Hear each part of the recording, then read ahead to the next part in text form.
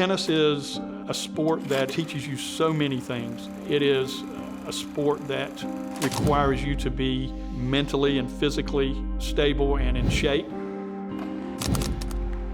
In my early 40s, I started having a little bit of knee pain. I was playing and I heard a pop. It was loud.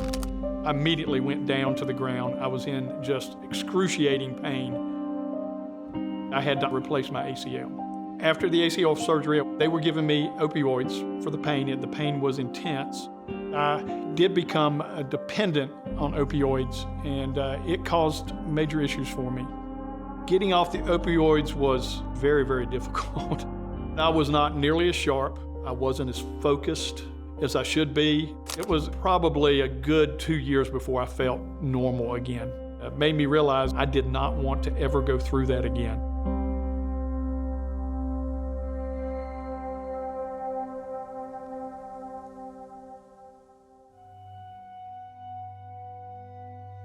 When I was 12 years old, I went to England to visit my mother's side of the family.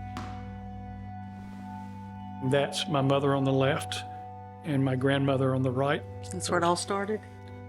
I fell in love with it. It was so much fun. Please tell me that you burned those shoes when you got back to the United States. But I was quite the hit over there with those shoes, I might add. I bet you were, and the haircut too. Hey, that was happening. I played junior circuits from the time I was 14 years old, all the way till I graduated from high school. I played Division I tennis at University of North Carolina at Charlotte.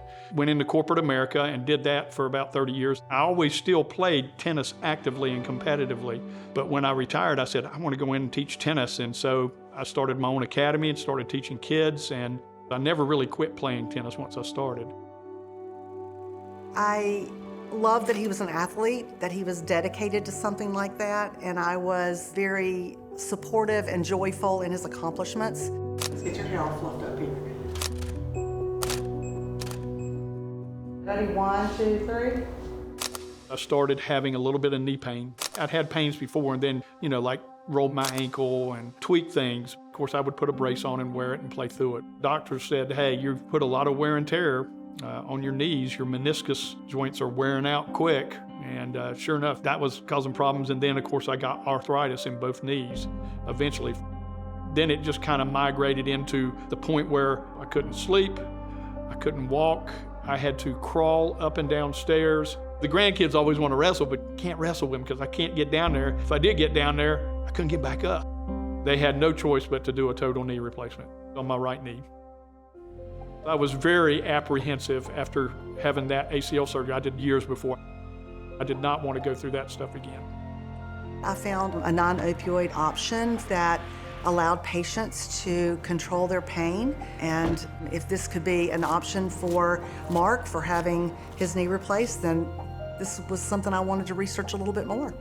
I sought out a surgeon. We scheduled this surgery and we're ready to go. Went into surgery.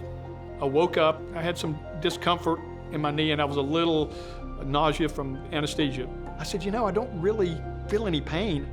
Within a couple of weeks, I was walking. 3.5 months, I was playing tennis. After Mark had his knee replacement, I knew this was something that I wanted to be a part of. And that's how I found out about Pacira.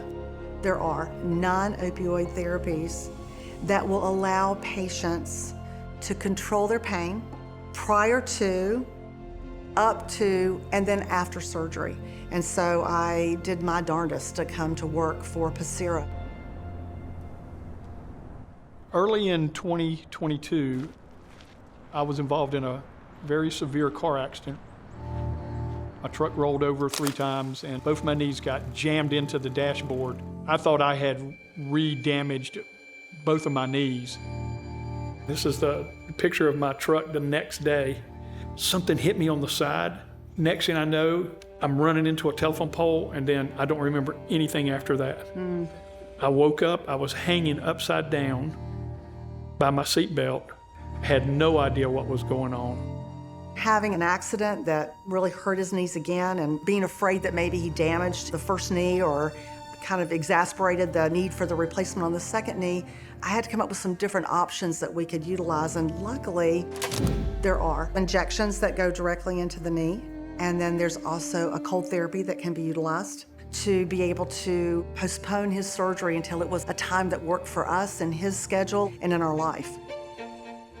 So my wife sought out another surgeon. We blatantly just said, hey, do you use non-opioid option? He says, absolutely. The second knee replacement went better than the first one. Virtually no pain, and was immediately up and going. Within 2 weeks, I was back to pretty much a normal life. Anytime you have an option to use opioids or not use opioids, this is something that each individual patient has to determine, and they have to work alongside their healthcare provider to make those decisions together. Our life now is very different than it was a few years ago. He's walking right beside me. We're doing things together. We're climbing up hills or playing with grandchildren. When someone is in pain and they're in pain all the time, you alter your life. And our life is now switched back to pre-pain. And that's lovely.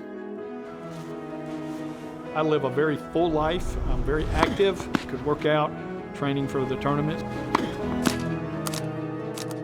I can play with my grandkids. I can ride my bike. Me and my wife can go for walks. I'm 65 years old. My life is what it should be.